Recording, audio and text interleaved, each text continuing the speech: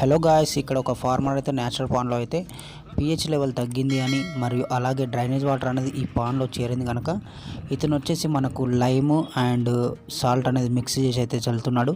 ఈ లైమ్ వల్ల యూజ్ ఏంటంటే pH ఇంక్రీజ్ అయ్యే అవకాశం అయితే ఉన్నది. pH 7.5 to 8.5 మధ్యలో ఉంటే మనకు గుడ్ గ్రోత్ అనేది ఫిషెస్ కానీ షింప్ కానీ వచ్చే అవకాశం అయితే ఉన్నది. కాబట్టి ఇతను ఏంటంటే ఇది లైమ్ అనేది చల్లడం అయితే జరిగింది. ఇది లైమ్ నేను చూపించేది అయితే ఇది. అలాగే ఈ ఎల్లో కలర్లో ఉన్న సంచులు అయితే చూసారో అదైతే సాల్ట్. ఫస్ట్ ఆఫ్ ఆల్ మనకు ఒక సంచి అయితే వేసుకొని తర్వాత లైమ్ అనేది 2 బ్యాగులు వేస్తున్నాడు. ఒక సంచి సాల్ట్ అయితే 75 kgs ఉన్నది. అలాగే ఈ లైమ్ అనేది 25 kgs అయితే ఉన్నది. సాల్ట్ అనేది మనకు మురికి కానీ దాని యొక్క స్మెల్ అనేది తీసేయడానికి అయితే మంచి ఉపయోగపడుతుంది. అందుకనే సాల్ట్ కూడా వేసుకున్నాడు. ఇంకోటి ఏంటంటే ఈ పాండ్లో బాగా ఆక్వాటిక్ ప్లాంట్స్ అయితే ఎక్కువగా ఉన్నాయి. దానివల్ల ఏంటంటే కొంచెం బెటరే ఉంటుంది. బట్ సమ్మర్ సీజన్లో కొంచెం కూల్నెస్ అనేది కూడా వాటర్కి ఇస్తుంది. అలాగే ఎక్కువగా ఉంటే కూడా ఆక్సిజన్ లెవెల్స్ అనేది తగ్గిపోయే అవకాశం అయితే ఉన్నది. వాటర్ లెవెల్స్ చూసుకున్నట్టయితే ఏ విధంగా ఉన్నాయి అనేది మీరు క్లారిటీగా చూడొచ్చు. ఇక్కడ ఆక్వాటిక్ ప్లాంట్స్ మొత్తం గుర్రపు డెక్క అనేది అయితే ఇది ఉన్నది. ఫ్లోటింగ్ ప్లాంట్స్ వీటి ఇంతకుముందు కూడా నేను నా ఛానల్లో చెప్పాను. ఇది అదే ప్లాంట్స్.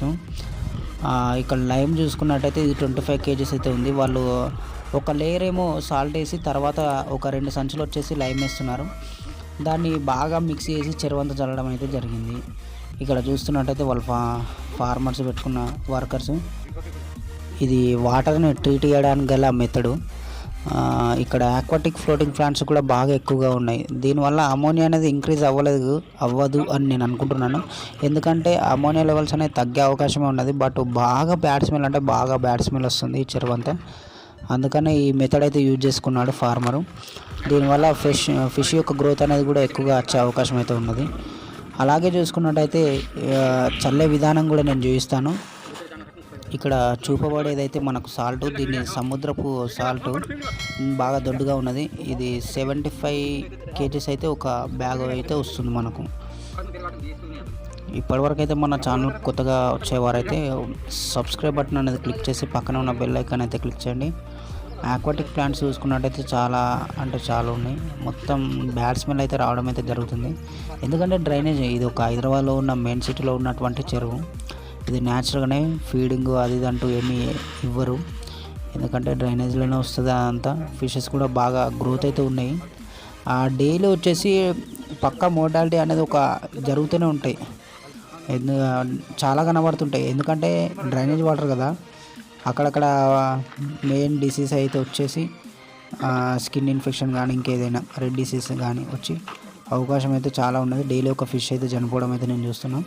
అందుకని ఆ ఫార్మర్ వచ్చేసి ఏం చేసిండంటే ఈ సాల్ట్ లైమ్ అనేది కలిపి చల్లుతుండు. లైమ్ అనేది pH ఇంక్రీజ్ చేయడానికి అయితే యూజ్ అవుతుంది. ఇక సాల్ట్ అనేది మురికి యొక్క దుర్వాసన కానీ వాటర్ని అయితే ట్రీట్ అయితే చేయడం అయితే జరుగుతుంది. ఈ విధంగానైతే కలుపుకొని ఇంకా అదంతా చెరువు అయితే చల్లుతారు.